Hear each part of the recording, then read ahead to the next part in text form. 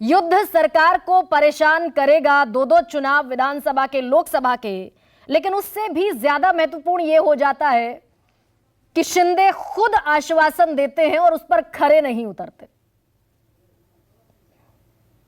हमारे सामान्य मुख्यमंत्री एकनाथ शिंदे जी खुद एक मराठा है और कल लाखों लोगों के बीच में टेलीविजन पर पूरे महाराष्ट्र और दुनिया के सामने उन्हें छत्रपति शिवाजी महाराज के के सामने उन्होंने सौगंध दिया है कि वो आरक्षण दिला के ही रहेंगे।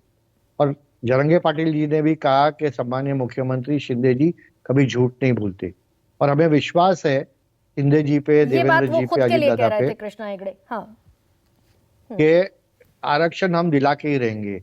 अभी भी जो देवेंद्र जी और एकनाथ शिंदे जी दिल्ली गए हैं, उनको वहां पर चर्चा करने दीजिए।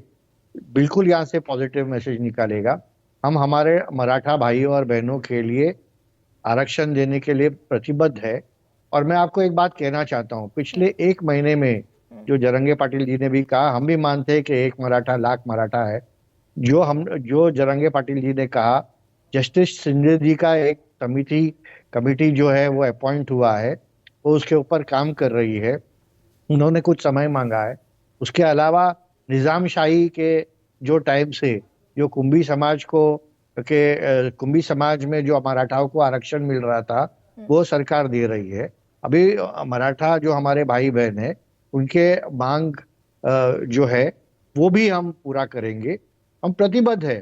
तो इसके लिए अगर हम हेस्ट में कोई डिसीजन देते हैं और फिर से कोई कोर्ट में जाके उसको चैलेंज करता है, जैसे पहले महाविकास आघाड़ी के टाइम पे हुआ, उद्धव जी के कार्यकाल में हुआ, जो उनका जो पक्ष उन्होंने कोर्ट में रखा वो टिका नहीं।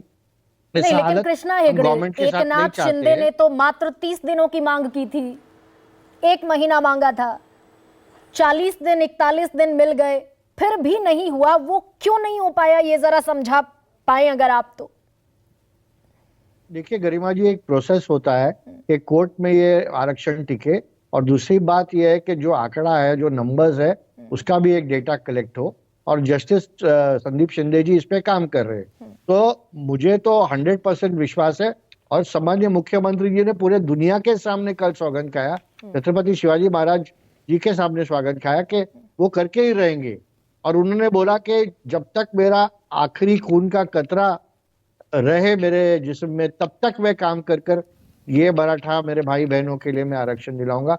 इससे ज्यादा मैं क्या कह सकता हूँ। लेकिन तो हमारी सरकार जो है प्रतिबद्ध है। ऐसी कोई सूरत, क्योंकि पहले क्वैश हो चुका है, आप खुद इस बात को जान रहे हैं कि सुप्रीम कोर्ट ने ये कहा कि भाई 50% की जो आरक्षण की सीमा है उसका उल्लंघन है, आपकी पिछली सरकारों ने जो दिया उल्लंघन बता के रद्द कर दिया। तो क्योंकि ऑलरेडी 50% में ओबीसी की बहुत सारी जातियां हैं, विशेष पिछड़े हैं, दलित हैं, आदिवासी हैं, विमुक्त जाति हैं, भटकियां हैं, तो ऐसे में इस 50% की कैपिंग में क्या सूरत होगी कि 16% एडिशनल मराठा को भी आरक्षण मिल जाए? और अगर 50% में शामिल करेंगे तो इन लोगों के नाराज होने का खतरा, क्या यही पेंच फंसा है क्या? नहीं, बिल्कुल ऐसे नहीं है। देखिए, दो चीज है।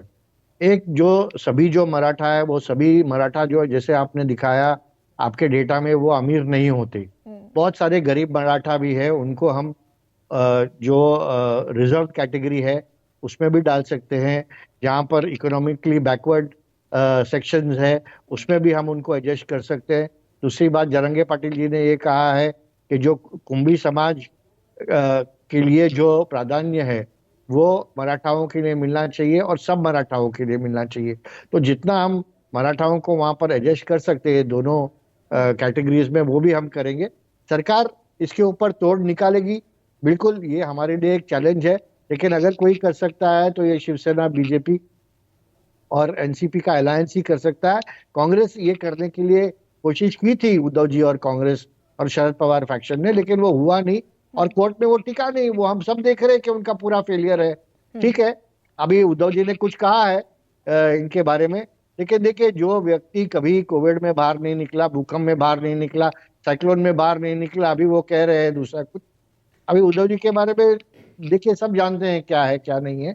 उनका सरकार कर नहीं पाई, इसके लिए अभी हमारे पे ये कर रहे हो। ठीक है राम कदम, यहाँ पर हालांकि मनोज जारांगे पाटिल तो इशारा दिल्ली की तरफ भी कर रहे हैं कि अंदर ही अंदर कुछ पक रहा है,